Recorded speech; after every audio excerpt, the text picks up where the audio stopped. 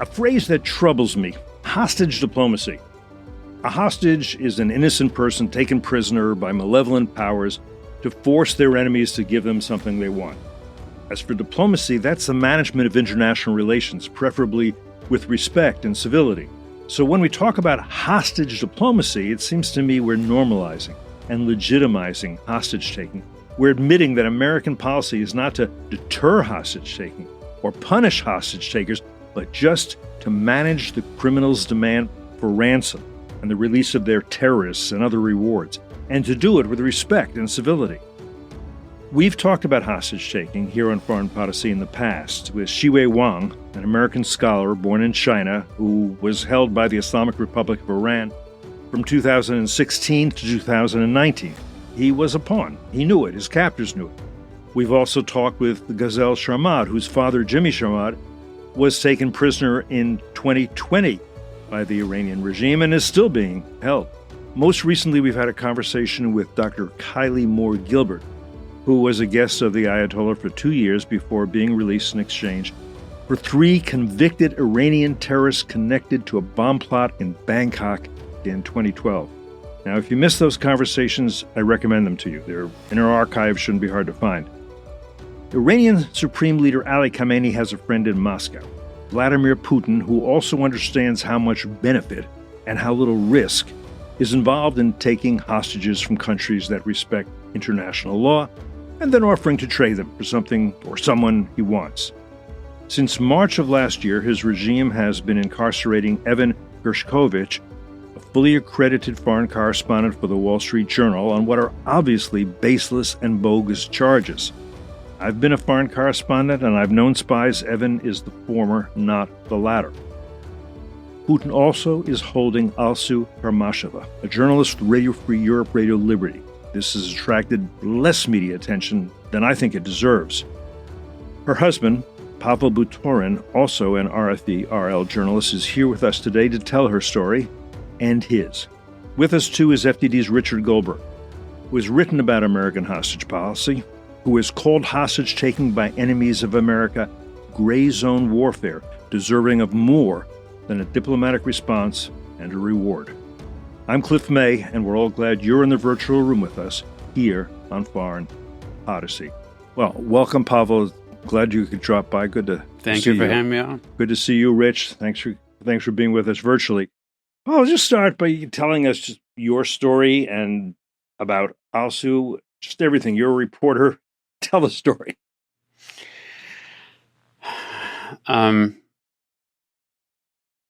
I've been a journalist with Radio Free Europe for many years, but also has been with RFE/RL even longer than me. She has dedicated her entire career to Radio Free Europe. She's been with that organization for more than 25 years now. And we should say it is a U.S. government broadcasting, and its mission compared to VOA is a little different. The main thing it wants to do is tell people where they live, what's going on, where they live in their languages. Is that fair enough? It is what we call a surrogate broadcaster, which means that we offer a model of what a free media could be if it was allowed in our broadcast region. Radio Free Europe is funded by U.S. Congress. However, it is editorially independent. Nobody tells it what to cover or how to cover it. There's a wall of separation, and obviously under the First Amendment, the government has no business in interfering in our policies. And so Alsu has been a journalist with RFE/RL for all these years, and she has devoted her entire life to advancing her local culture and language. She is an ethnic Tatar. It's a predominantly Muslim nation within Russia. But she became an American citizen more than 10 years ago. She was born in Tatarstan? As a matter of fact, she was born in Kazakhstan. But, okay, which is now it's an independent republic now, but was part of the Soviet Union. Correct, but when she was a small child, her family moved back to Tatarstan. And Tatarstan, they have roots is, in Tatarstan. Right, Tatarstan is inside Russia. Is inside Russia. It's kind of north of Kazakhstan, kind of east of Moscow, I would say, and it's a separate nationality. They, as you say, their own language. It's a somewhat autonomous region, and it was given a little bit of sovereignty back under Yeltsin, and it's been losing some of that sovereignty ever since. Yeah. Okay. And so she speaks Tatar, the language. Is a Turkic language, I imagine. Yeah, and she's also fluent in Turkish as well. Yeah. Turkish as well, and Russian and English. All of the above. Czech. And Czech, because RFERL is based in Prague. Was she going for a while? Was she able to go freely into Russia and to Tatarstan to report? She never really spent any time working as a journalist inside Russia. Okay. We are based in Prague in the Czech Republic.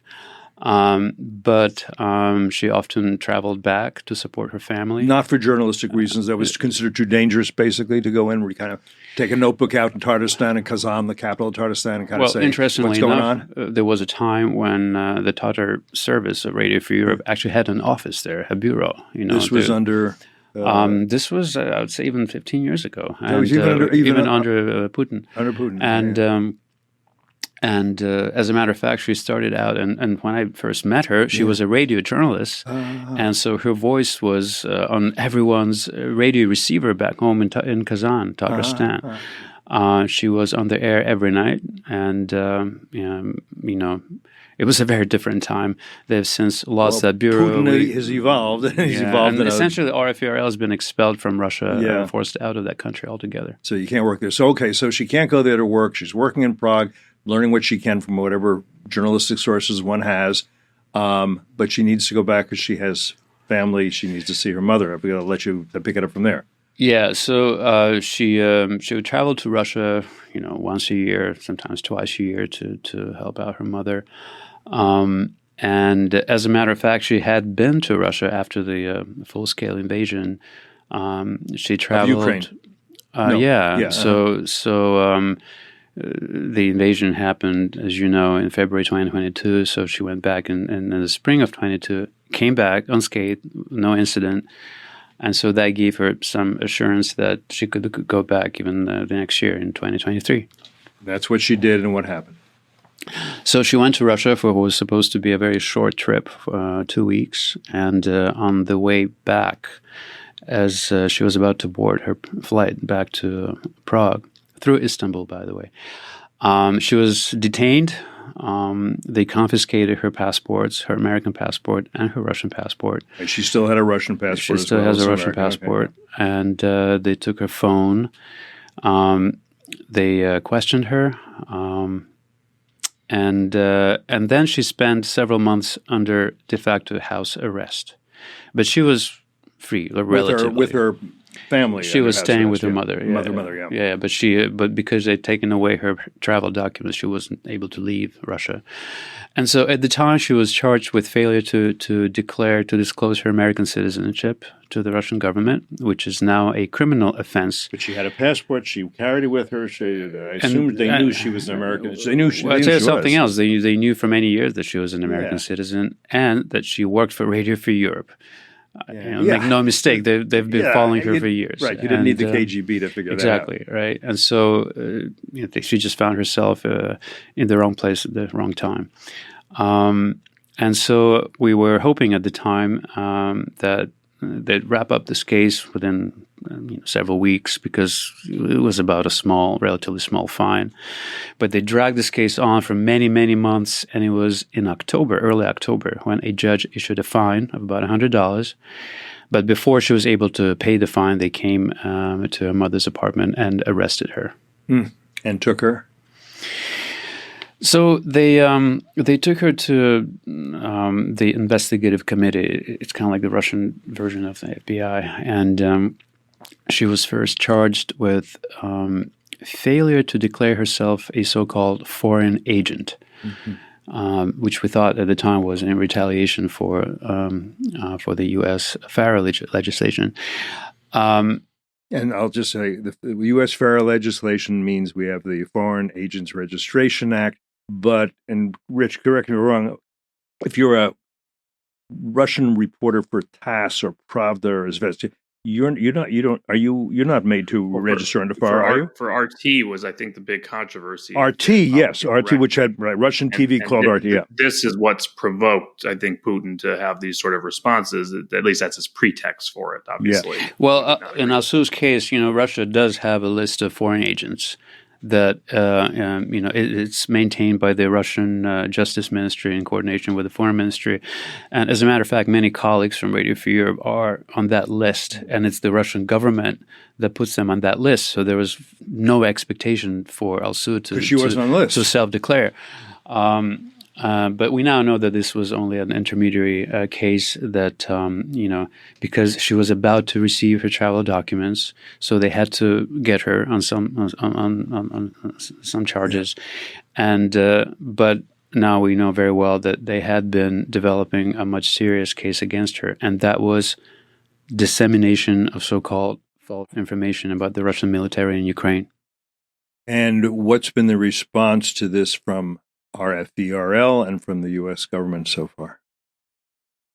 Well, first of all, it was the Russians that leaked a video of Alsu being perp-walked and being taken away by men all dressed in black, wearing balaclavas.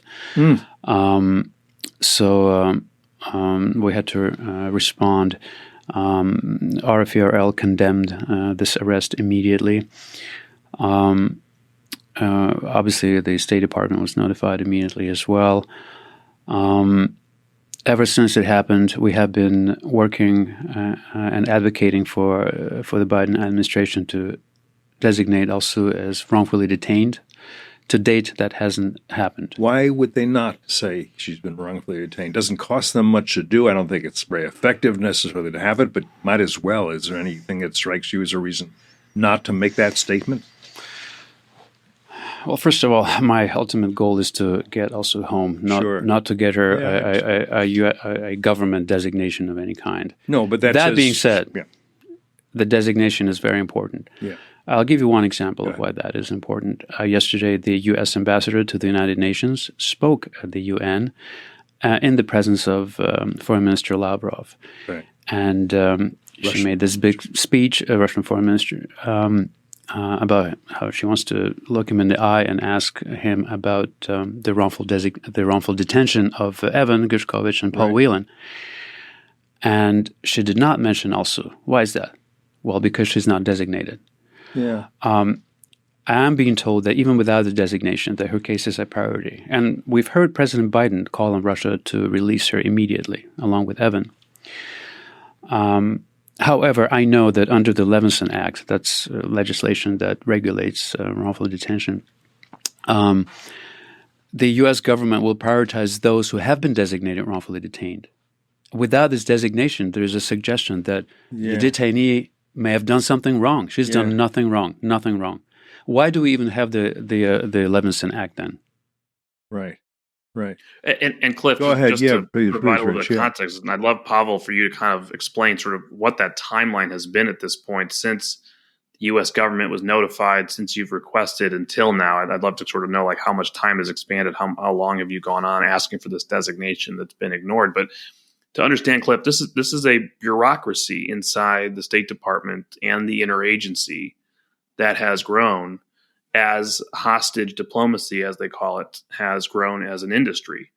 And there is a process. And so if you're a bureaucrat, if you're a civil servant, you go through the procedures. And in order for your case to get attention, for your case to be at the top of the pile for advocacy, for all the diplomacy that will be involved, and we can talk about whether that's already weak or there's an option set that's too narrow that you're going to use.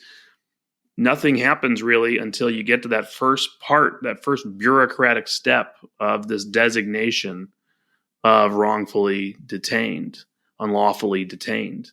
Right. Otherwise, you're just an American who's been arrested. Right, and which could be maybe you had marijuana in your backpack. Yeah, you treat as a common criminal. Right. This designation for us at RFERL also has a symbolic meaning. We have hundreds of journalists following this situation and seeing this lack of support from the U.S. government. Yeah, and asking themselves, what if I find myself in this situation? Where do I go for help? So you have basically you have no good reason why she hasn't gotten the designation from the U.S. government as wrongfully detained, which she clearly deserves, since she has done nothing wrong. As I understand, wrong. For a time there was a concern about how this designation could possibly affect her potential release in an adverse kind of way, but I still fail to understand how. I fail to understand how. And also like whether this designation, Alsu's designation, how it would affect the release of the other Americans held captive by Russia. Again, that is not in the Levinson Act. That shouldn't even matter. Shouldn't matter. And there's a couple of things I want to bring in here for people to understand. One is when Brittany Griner, the basketball player, when she got arrested over there, wrongfully, but I understand she had some, I think no one disputes that she had some cannabis or something like that, or hashish or something like that in her backpack. So they got you on something. Nonetheless, the Biden administration went all out to do whatever was necessary to have her released. And what did they do? They in exchange, they released Victor Bout, who had been incarcerated in the U.S., been prosecuted. I mean, he was an illegal arms dealer around the world. He was infamous for the kind of thing. So what Putin was able to do is say, I'm going to get my buddy who's run Soviet arms to, rebels in Africa. I'm going to get him out in exchange for this woman athlete who's got a little bit of cannabis or a little bit of hashish in her knapsack. This is a damn good deal for me. And yet, Biden's, spiking the ball in the end zone that he's done such a wonderful thing, leaving others behind. Am I missing anything there, Rich, about that incident? Listen, it's celebrity, it's media status, it's media coverage. Evan Geshkovich is a reporter for the Wall Street Journal, one of the top newspapers in the world. It goes to A1 story immediately, not just in the Journal, but in every other paper. It rises to the level very quickly to the President of the United States and pressure politically to start moving on the case. And if you're not at that level, if you're not Brittany Griner, if you're not Evan Gershkovich, and it's sort of, by the way, on page 26, we learned that RFERL reporter was picked up on completely bogus charges, and it just goes away, and nobody talks about it. There's no pressure to act.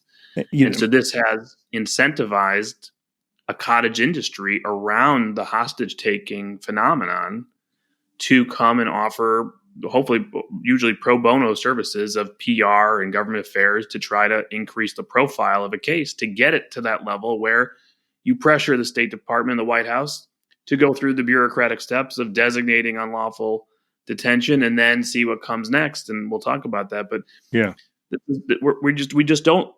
we no longer have this instinct of, you've completely messed with an American citizen in a horrible way. You have impacted freedom of the press, journalism, an American citizen traveling abroad legally, and you're going to pay no consequence for it unless there's media attention, unless there's some sort of political pressure, unless we have a bureaucratic designation, and then, even then, this may languish for years.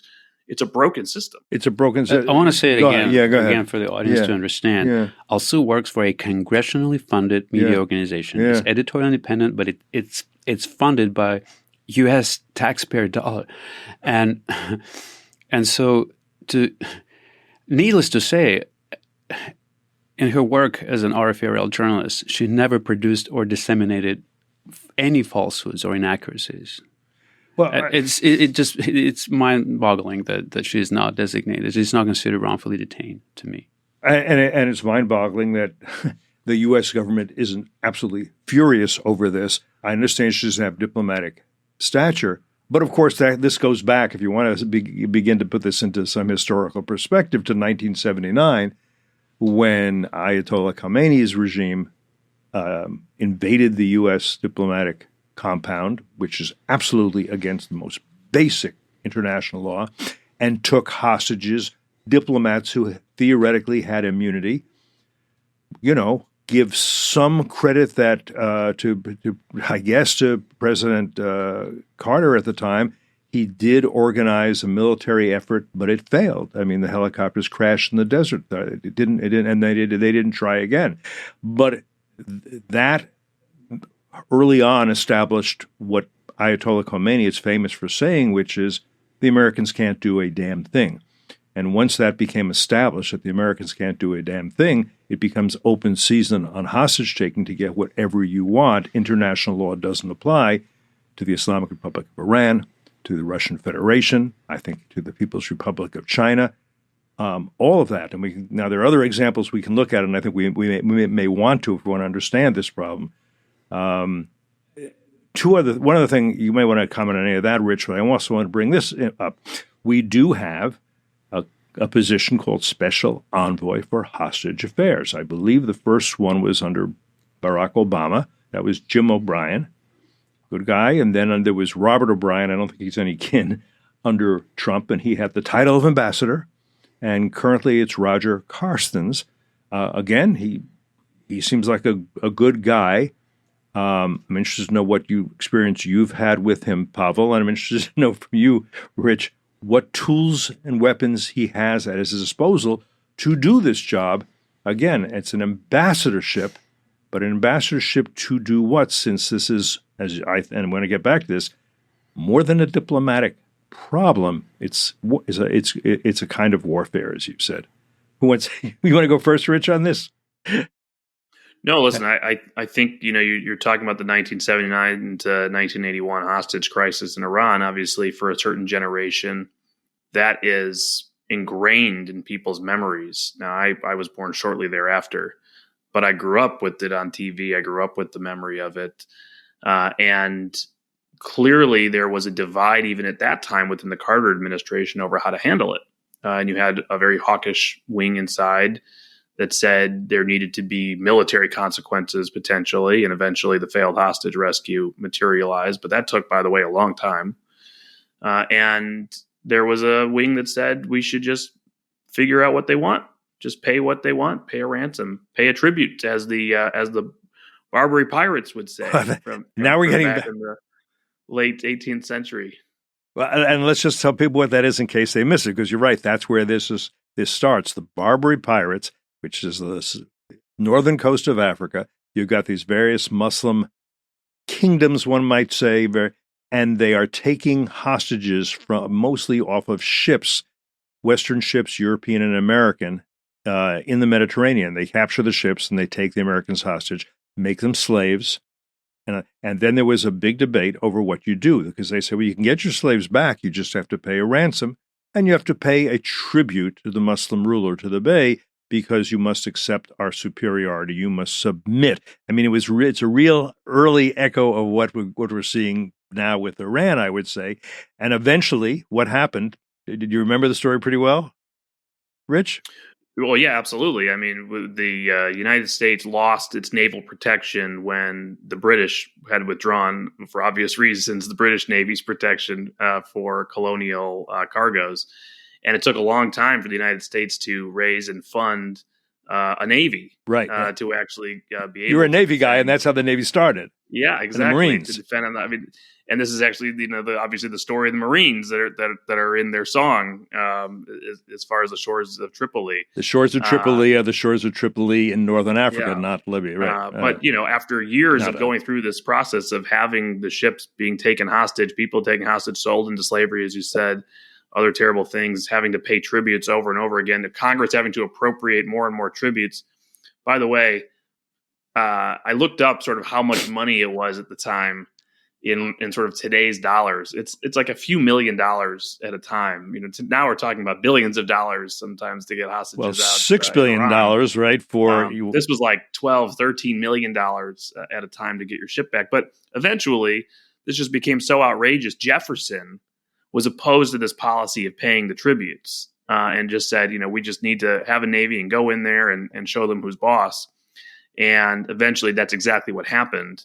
And you had amphibious landings and naval battles.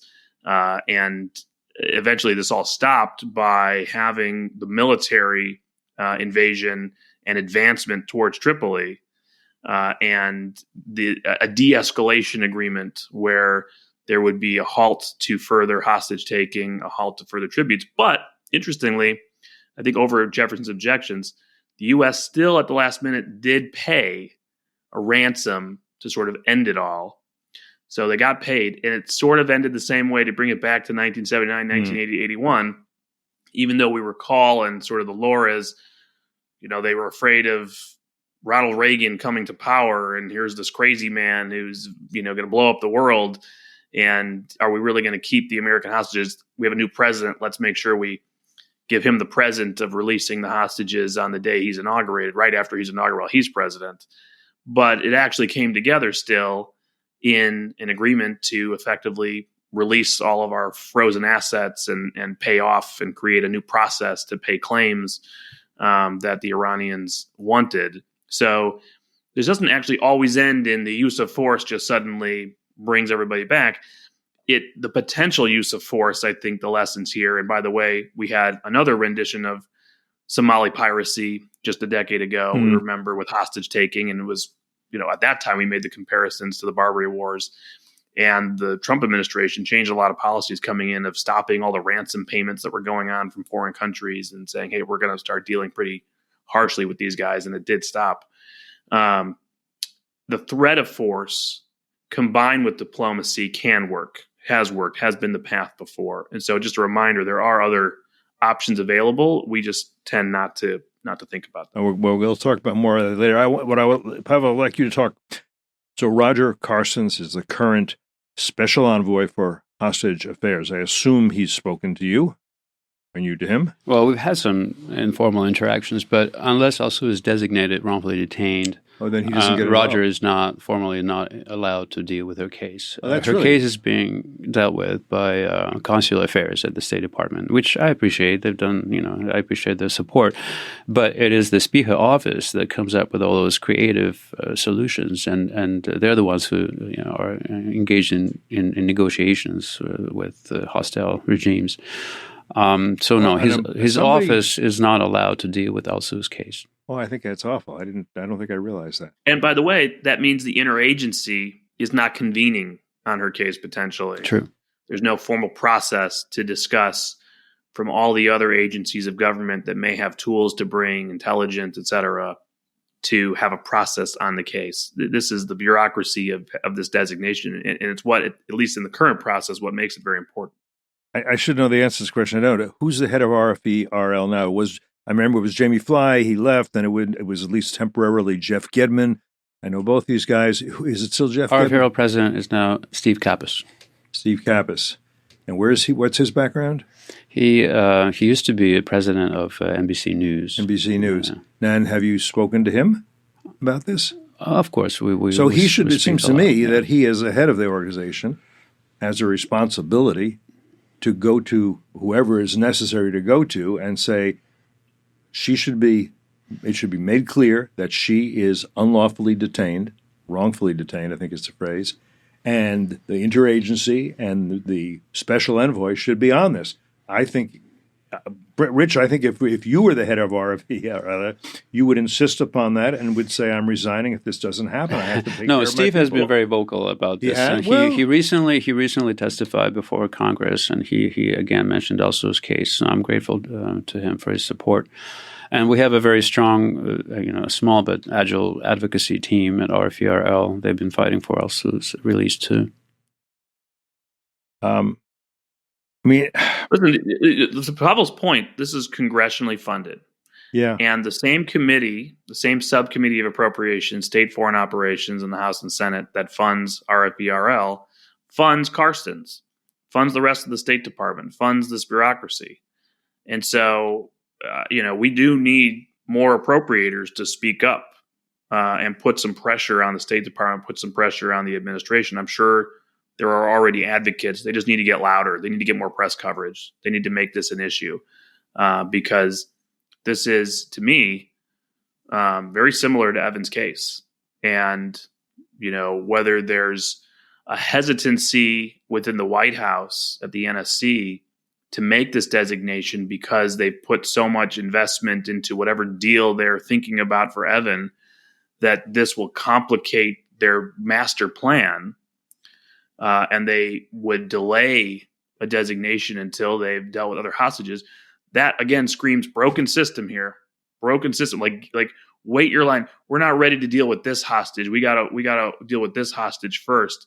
And then, by the way, we're going to have more hostages after that. So this is not the way to do business. I should make this point about Evan. I mean, yes, he is more prominent, and that's partly because the Wall Street Journal has used its power to say I stand with Evan and to put him on the front page Dow and to have Jones, too. an big. I mean, you can't miss it but he's still incarcerated.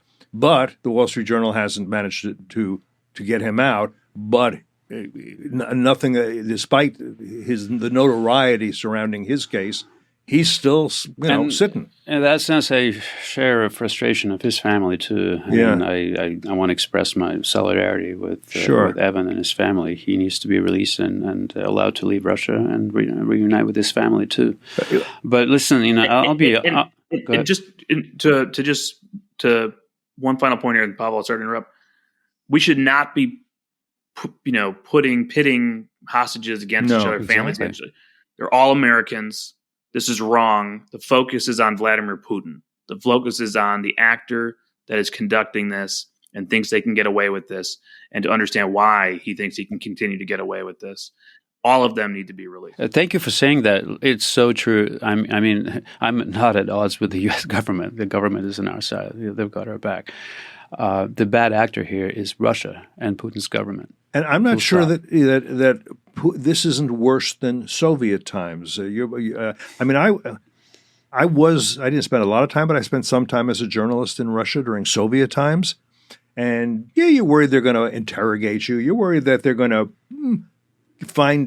push you towards committing some small crime or some indiscretion. You go down to the bar and suddenly there's a very pretty girl who finds you amazingly interesting, and they're going to find some way to get. But I don't remember them holding any American journalists who were accredited, and you had to get accreditation, as hostage. I don't remember them going as far as Putin has gone. Do you remember anything? I mean, it's before your time. I'm probably older than you are, but I don't remember anything quite like this. This is a very different time, very different reality. Different reality. I mean, there was is the UN's done nothing for you, I assume? Well, listen, with the UN, interestingly enough, again, it took them several months to designate Evan as arbitrarily detained. And this designation is also very important because when they all come back home, when we get Alsu back, and she will be found guilty, I'm sure. And, who knows, maybe they'll coerce her into admitting guilt, I need those charges, those convictions, to be exonerated, to be lifted from them. And for that, we need that designation for them at UN as arbitrarily detained. And you don't have that yet? No. See, as far as I know, Dow Jones, representing Evan, they submitted that request last fall, I think in October. And he was only designated a couple weeks ago as arbitrarily detained by the UN. And of course, Rich, you've written a lot about the fact that the UN has been uninterested in the hostages, including Americans, right now being held under terrible conditions without even Red Cross by Hamas in Gaza.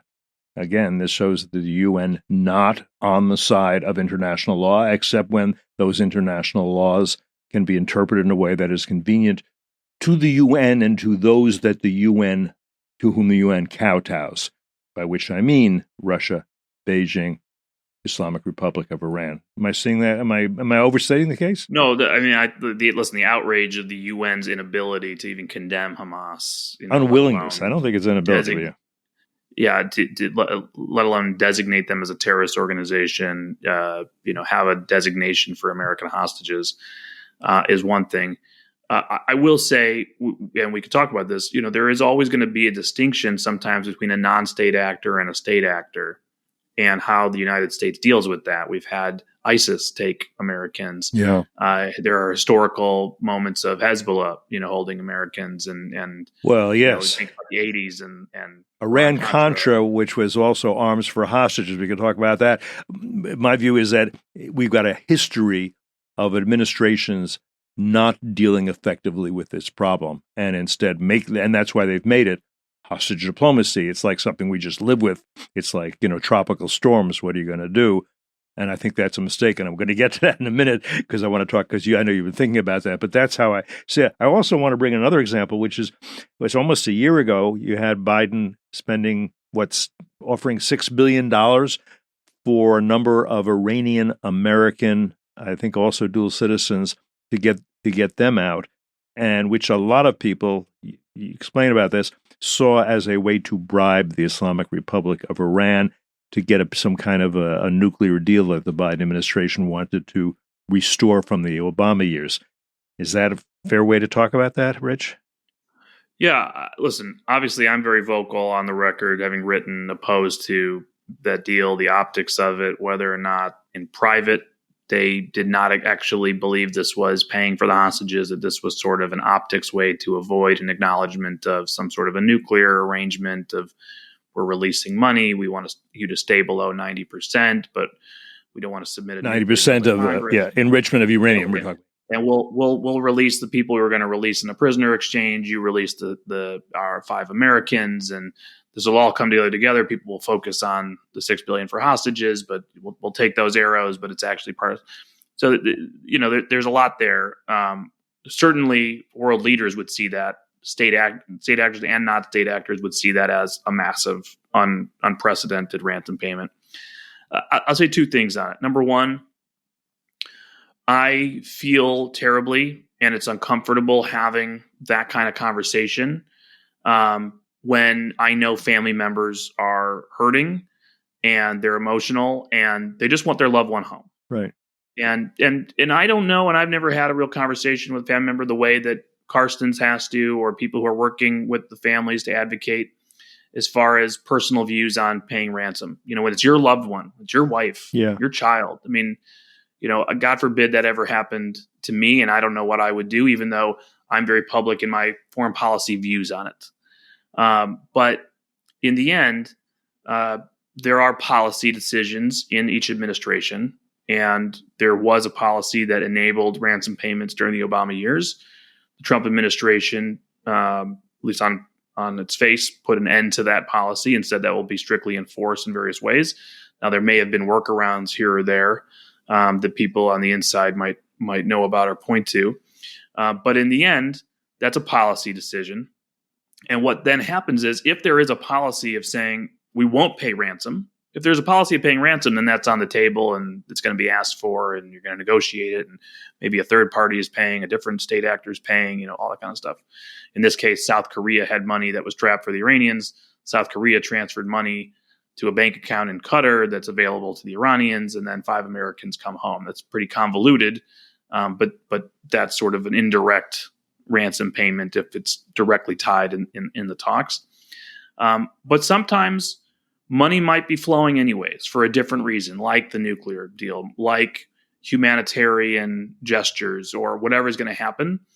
And I think what often happens inside the bureaucracy is those who are advocating on behalf of the hostages say, oh, I hear something's going to happen anyways. Why don't we use that as a venue to tack on some sort of a prisoner exchange or use the payment optically to get the hostages out, et cetera? Even though that will have an appearance of paying for the hostages, they might say, hey, this is going to happen anyways. Let's do a hostage deal as part of it as well, even though a different state actor, Xi Jinping, or Putin might see this and say, whoa, wow, what is the U.S. doing? What are they willing to do? Why don't I pick up a few more because I might face economic restrictions that I want to negotiate over as well. Yeah, under the current system, Putin can say to somebody, or the Iranians can say to somebody, we want you to go and assassinate somebody for us. And we're going to pay you well for it. And don't worry, if you get caught doing this, they won't kill you in America. They won't kill you in Europe. And we've had a recent attempt on a life of a German, we believe, by the Russians. A very important person in the defense industry. They're trying to get the Germans to decide that they don't want to support Ukraine in Russia. That's what's believed to have been. But they can say, if you are caught, these countries won't kill you. They won't torture you. They may put you in a prison for a while. And then what we'll do is we'll take a hostage. We'll find one. There are always people we can take. And then we'll trade for you. So, at most you'll be in there 2 years and your bank account will be growing in the meantime. So no worries. Go ahead and do this. I mean, it's a very powerful tool that they now have, or a weapon that they now have in their arsenal for such things as terrorism and assassinations, which are things that Iran, the Islamic Republic of Iran, and Putin do engage in and have engaged in. All this talk just gives me so much frustration. Listen, I'm obviously talking to you today as Alsu's husband, as the father of her 2 young daughters, who have been suffering every day without their mother for more than a year. So obviously, it's hard for us to put a price on Alsu. Absolutely, it's indefinite, right? Of course. And so, I'm often part of these conversations about policy, designations and things like that. But for us, it's not a news story. It's part of our everyday life. We wake up, we think of Alsu, we go through our day, thinking of, what else the Russian government is doing to humiliate her. We sit at the dinner table looking at that empty chair every night. We go to bed, and then, we dream of her return and of us reuniting with her. It's been very hard. I think it is very hard. I think it's torture for you as well as for her in a different way. And the most important point I want to make is the people responsible for this are criminals, and we need to think of them as criminals, not interlocutors with whom we negotiate. Exactly. This deal. is how we feel. And my daughter Bibi turned 16 yesterday, and this was her 2nd birthday without her mother. My children have had to grow up really quickly in the past year.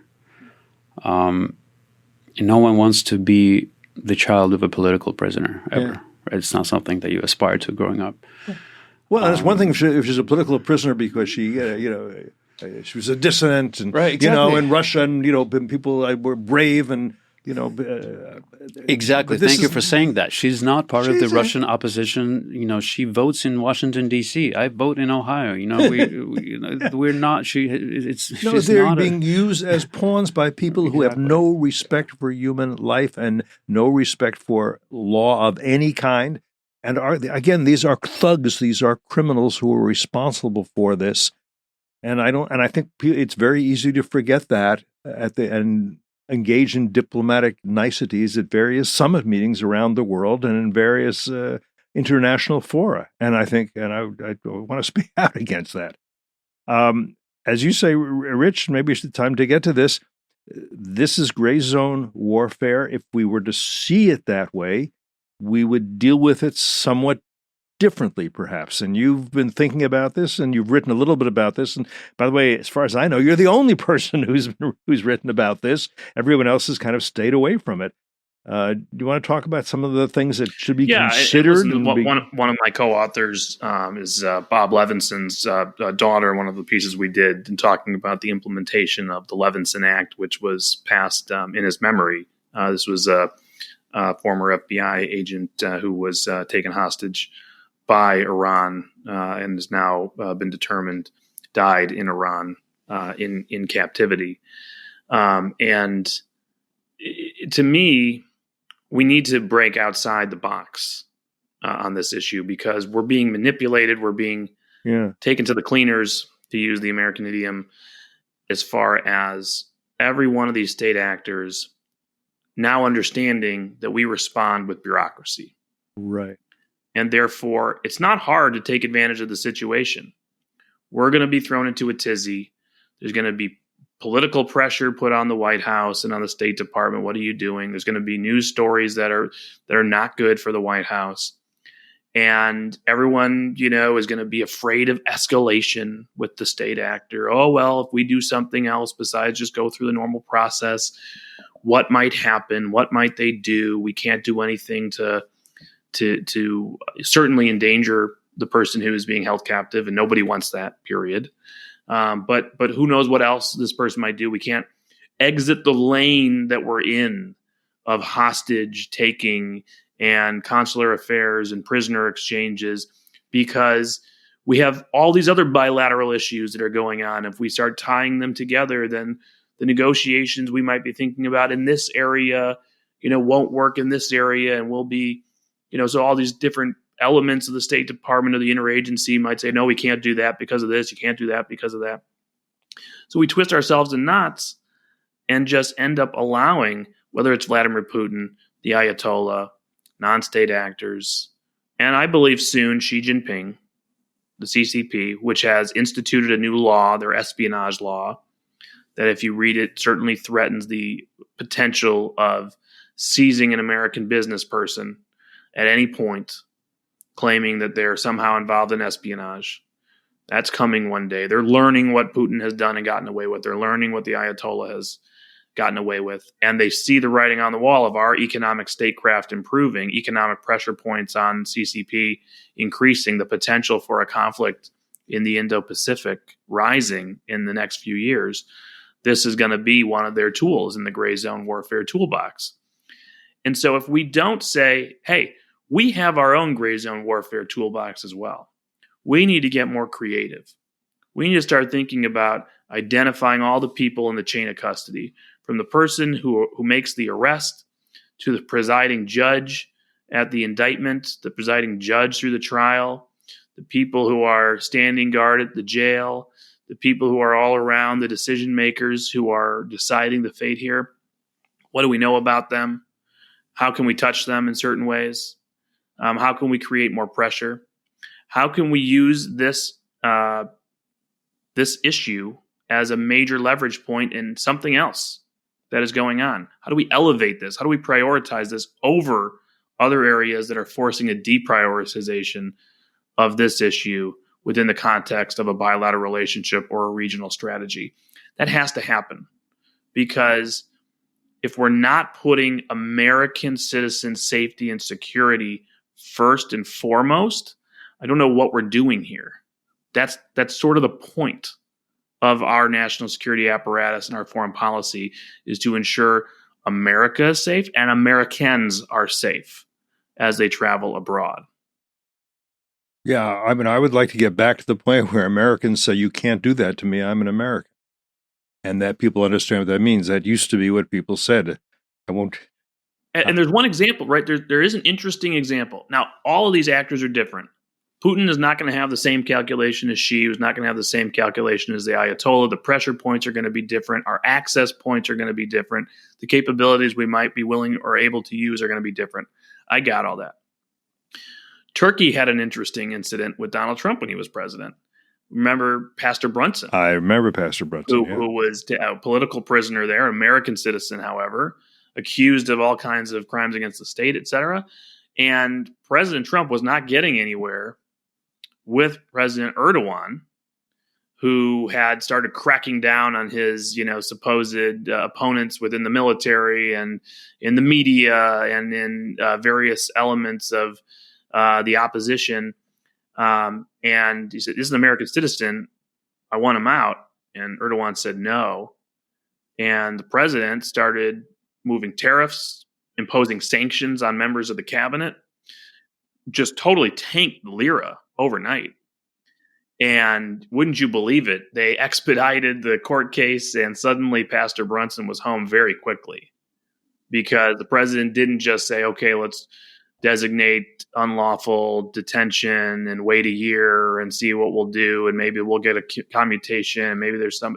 We didn't play that game.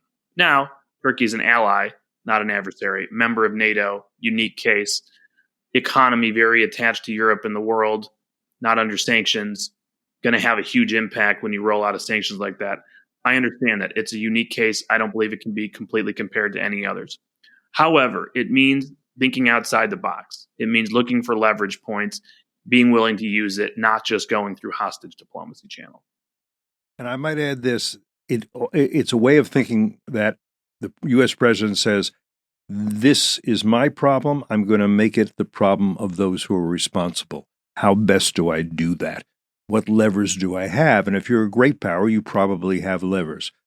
And I'm going to throw out a couple of other ideas. Maybe they're bad ideas. Please feel free to tell me, both of you, if they're bad ideas.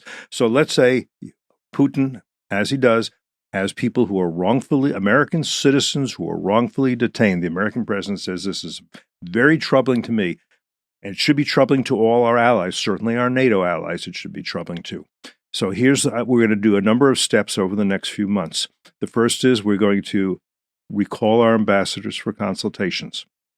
The second is we're going to insist that the Russian ambassadors from NATO countries leave and go consult with Putin about this. Secondly, if it's journalists who are being restricted, we're not the kind of people who put journalists in jail for no reason.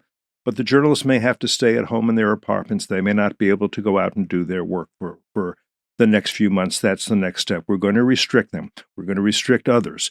And of course, if you can do more economic sanctions, that's good. And this is a reason to have the strongest economy in the world. And by the way, obviously, when we've said this many times, FTD, the strongest military in the world. So there is no question that there could never be a fair fight. And again, you don't just do it yourself. This is something where Macron and where Starmer, where our allies in Europe need to be with us on this, because they are part of the free world, and this is an attack on the free world. And if they all do it together, won't it at least make somebody like Putin think, do I need this kind of trouble? If I begin to take these people as pawns and hostages because I want to get gun smugglers and spies out of America, make sure they don't stay too long, and this is not so easy as it used to look. I'm interested in your thoughts on this, and whether this is an approach to consider. They're all interesting ideas, and they should be contemplated and discussed, and the merits and the consequence of doing that. We certainly don't want to do things that lower our own moral standing and superiority here. At the same time, we need to do things that have an effect and consequence and are fully justifiable. I don't believe in proportionality as a response structure just because, we're going to do something that looks the same as what they did. I actually believe in disproportionality in response to the taking of an American citizen like this. And that's what's missing in all of this.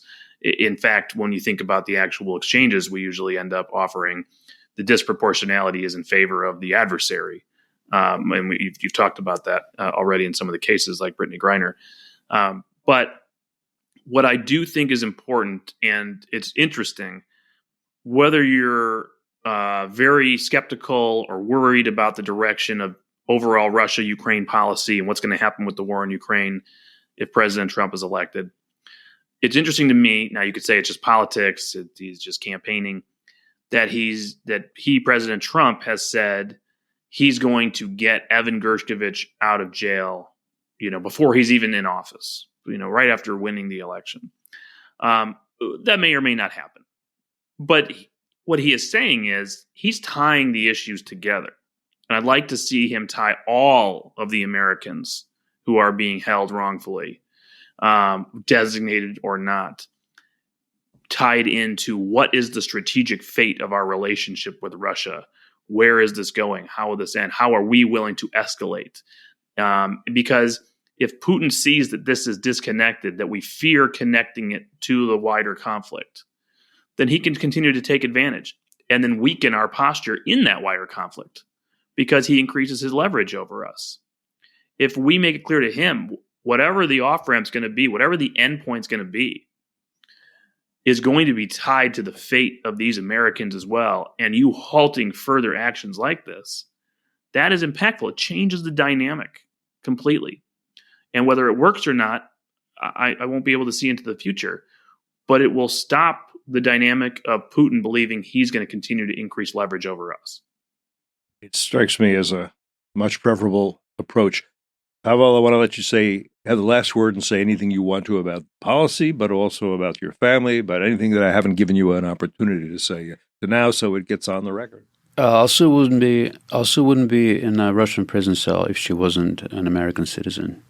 Alsu became an American citizen because of the great American promise of free speech and free expression. There is no such thing as a dual national. Alsu is a U.S. citizen, an American journalist. When you take your naturalization oath as an American citizen, you abjure and renounce all fidelity to any other country that you have been hitherto a citizen of. Alsu deserves the support of the U.S. government.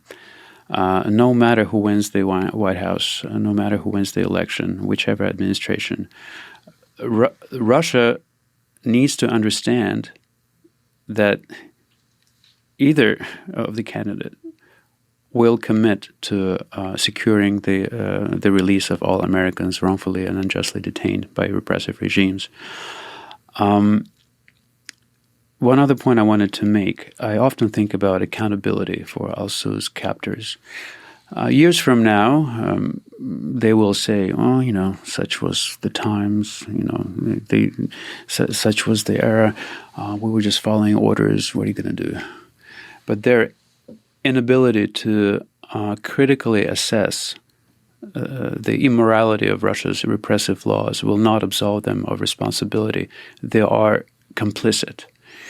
And I do hope that one day Alsu's captors will have the opportunity to argue hopefully in an international court of law, and provide their evidence of what it was exactly that Alsu did wrong.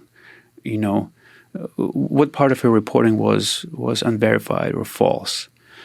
I just don't want Russia to get away with this. We'll get Alsu back. But, I don't necessarily believe in divine justice, but I do believe in legal human justice. So I do hope that it happens one day. Well, I don't think we're going to see courts like that anytime soon. I think, but I agree with you.